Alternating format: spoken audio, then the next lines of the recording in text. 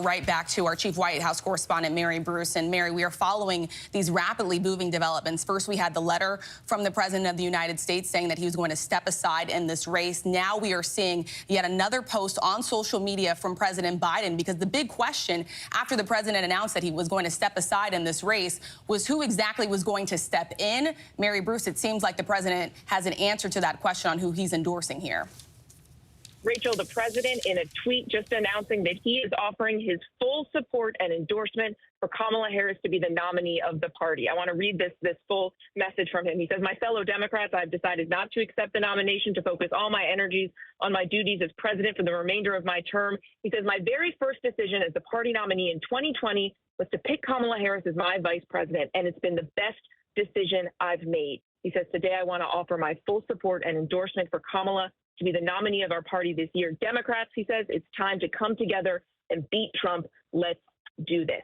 The president has always made clear, Rachel, that he believes that Kamala Harris has what it takes to be president. He wouldn't have chosen her to be vice president if he didn't. But we have seen sort of an interesting change in the way he's talked about Kamala Harris, even in the last 2 weeks. It was just 5 days ago, I think, he was out in Las Vegas doing a big event before the NAACP, and he took on Trump, especially in the way that Trump has been reaching out to black voters. And he took on the way that Trump had once used the phrase, black jobs. And the president made this quip, this joke, not joke. He was fired back at Trump saying, "I know what a black job is. It is vice president." And he said, point blank, Kamala Harris could be president.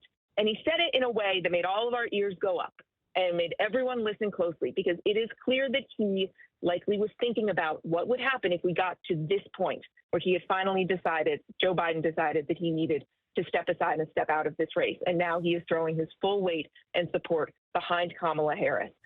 It sends a huge message, especially to this party, about where we are going now, especially with such little time left in this race.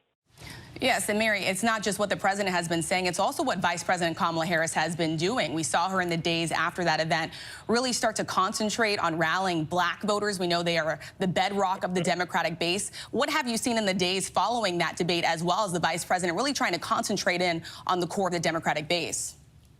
Rachel, she has been out there working the trail hard. She has been crisscrossing this country, and she has been, especially as you noted, really trying to rally those key constituencies where so much of this election is going to come down to. The Biden-Harris ticket has been very well aware that, especially among black voters, especially young black men, they are seeing signs in the polls that support is slipping. She has been out there, trying to get their message across to the voters who will really decide this race in November. But this entire time, Rachel, she has been a very loyal soldier. She has been adamant that they were still in this to win it. She has shown zero daylight between her and the president, as the president has been, clearly taking all of this in and trying to make this decision.